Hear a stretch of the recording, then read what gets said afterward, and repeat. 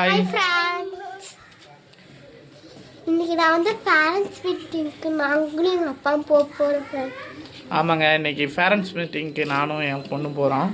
அதனால் நான் என் பொண்ணை கூட்டிகிட்டு போக போகிறேன். ஹாய் ஃப்ரெண்ட்ஸ், இப்போ ஸ்கூலுக்கு போயிட்டுருக்கோம்.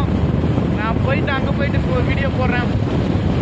கைக்கா ஓகே, ஸ்கூலுக்கு பக்கத்தில் வந்தாச்சு. என் பொண்ணு படிக்கிற ஸ்கூல் இதுதான், மெயின் கேட்டு இதுதான் ஃப்ரெண்ட்ஸ். உள்ளே போயிட்டு நாங்கள் வீடியோ போடுறோம்.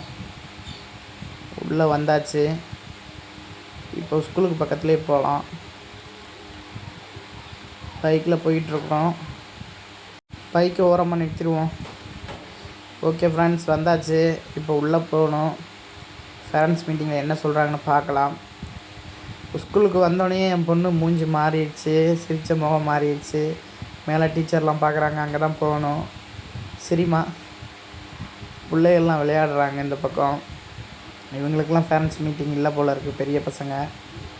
ஓகே ஃப்ரெண்ட்ஸ், உள்ளே போய்ட்டு என்னென்னு நான் வீடியோ போடுறேன்.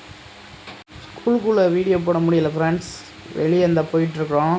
மீட்டிங் முடிஞ்சிருச்சு. அவங்களுமே அதே தான் சொன்னாங்க, பொண்ணு சிரிக்கவே மாட்டேங்கிறா, பேசவே மாட்டேங்கிறா, பயந்த மாதிரியே இருக்கான்னு.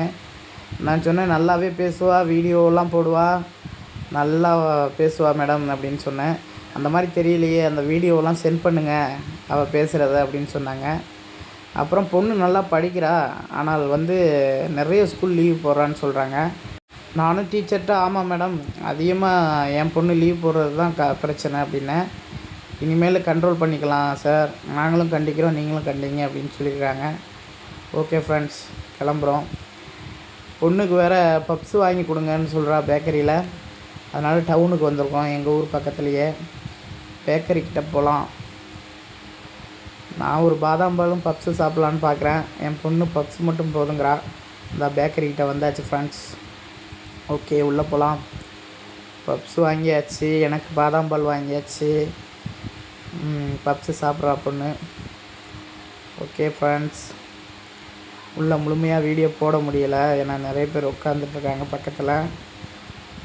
ஓகே ஃப்ரெண்ட்ஸ், இப்போ எங்கள் அண்ணா வர சொல்லியிருக்காரு டேமுக்கு, எங்கள் ஊருக்கு.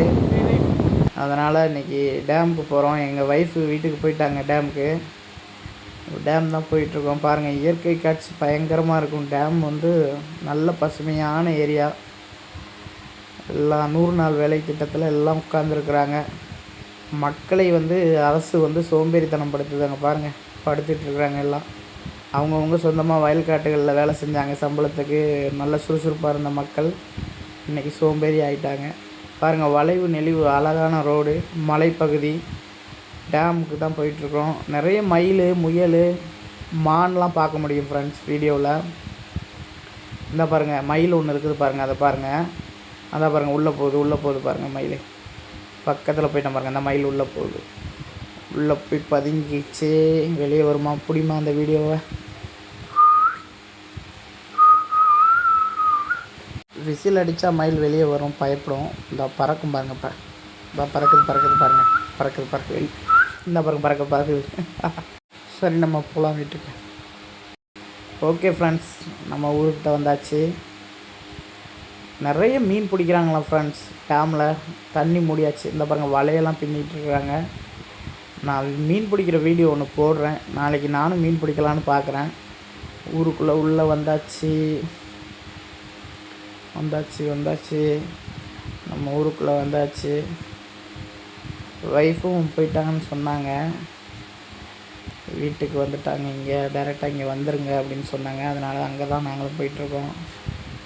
ஓகே, வந்தாச்சு. எங்கள் அண்ணன் பையன் நிற்கிறான். எங்கள் ஒய்ஃப் உட்காந்து சாப்பிட்டுட்ருக்காங்க ஃப்ரெண்ட்ஸ். ஹாய், இப்போ நாங்கள் வந்துட்டோம் வீட்டுக்கு. ஃப்ரெண்ட்ஸ் வீட்டுக்கு.